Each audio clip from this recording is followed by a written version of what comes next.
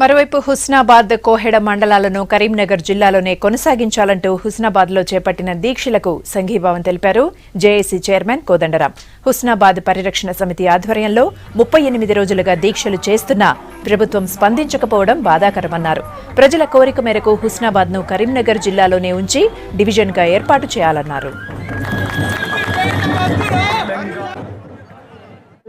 హుస్నాబాద్ గాని ఏ జిల్లాలో ఉండాలని నిర్ణయించుకునేటువంటి అధికారము ఆ మండలంలో ఉన్న ప్రజలకే ఉంటుంది తప్ప ఇతరులకు ఉండదని కూడా ఈ సందర్భంగా నేను తెలియజేస్తున్నా. మండల ప్రజల అభీష్టం మేరకే నిర్ణయం జరగాలని ఈ సందర్భంగా మీ తరఫున నా తరఫున ప్రభుత్వాన్ని కూడా కోరుతున్నా. జిల్లాల ఏర్పాటు అనేది మనకు 1974లో వచ్చిన ఒక చట్ట ప్రకారం జరుగుతుంది.